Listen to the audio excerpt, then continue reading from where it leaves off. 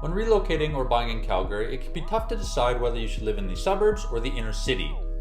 Well, in today's video, I'm going to be weighing up the pros and cons of both to help make that decision a little bit easier.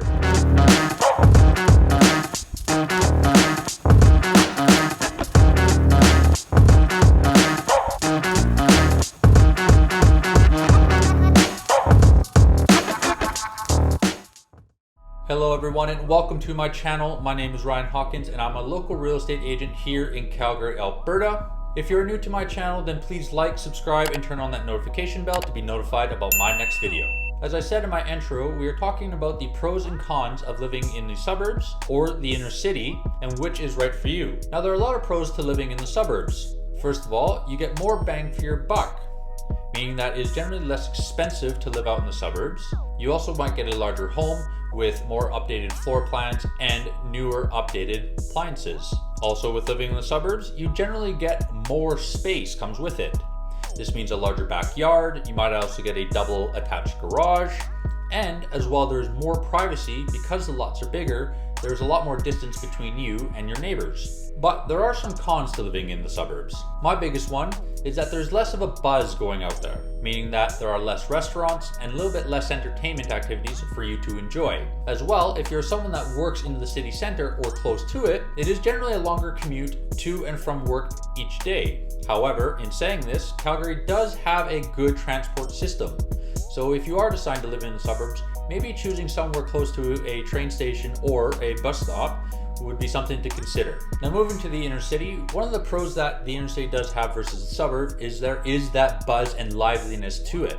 This meaning you are a little bit closer to restaurants, more trendier areas, and more entertainment activities for you to enjoy. Again, if you are someone that works in the city center, then there is a lot less of a commute for you to do. Most likely you're able to walk or bike to these places, or is a short drive or train bus commute to your work. But there are some cons when it comes to living in the inner city. And the first one is generally more expensive to live in the inner city, generally due to its proximity to the city center. Also, there's generally a lot less space, and with that does come maybe a smaller yard or even a smaller house, which ties me into my next point, that these lots are generally a lot older and have older homes plotted on them. Less of an open floor plan, less updated appliances, and maybe the house is just deteriorating a little bit and does need a little bit of TLC. But what you are starting to see is that developers are buying up these old homes in the inner city and building an infill in them. This does mean you do get more of a modern, updated home with open floor plan and newer appliances. However, you do get more expensive home as well. Now that we've laid out the pros and cons of both the suburbs and the inner city, you're probably asking, well, which location is right for me? And my answer to you is, well, it all depends on your lifestyle. Do you want the hustle bustle of the city and don't mind less privacy and less room?